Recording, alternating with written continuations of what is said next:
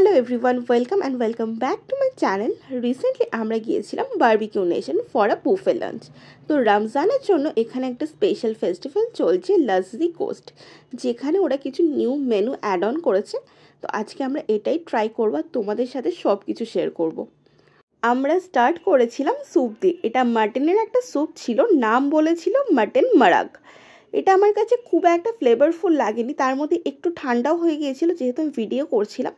And next আমরা try করেছিলাম mutton Halim, যেটা কিন্তু আমার কাছে বেশ ভালো লেগেছিল। একটা সাইডে লেবুও ছিল, লেবু চিপে এই জিনিসটা খেতে কিন্তু বেশ ভালো লাগছিল।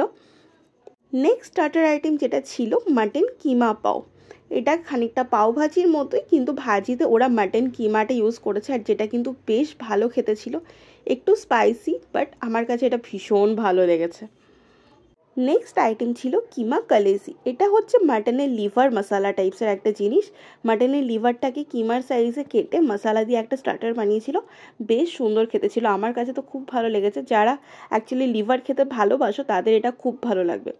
আর নেক্সট আমরা ট্রাই করেছিলাম গালোটি কাবাব।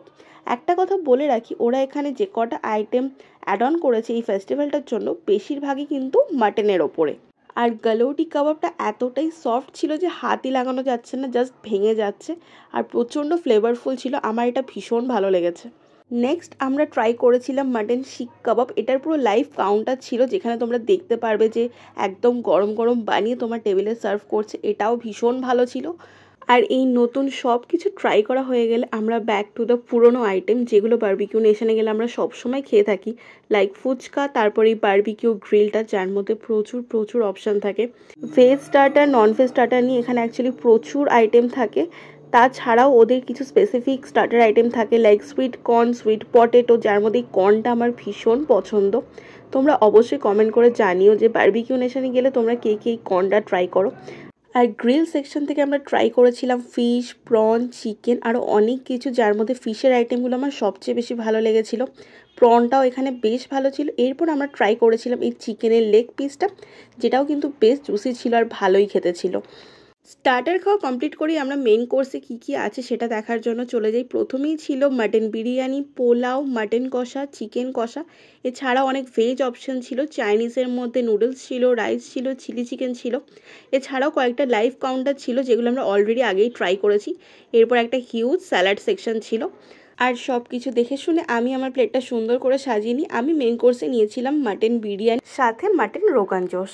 আর মা সাথে একটু পোলাও নিয়েছিল। তো আমরা সুন্দর করে আমাদের প্লেটগুলো আগে সাজিয়ে নিয়েছি।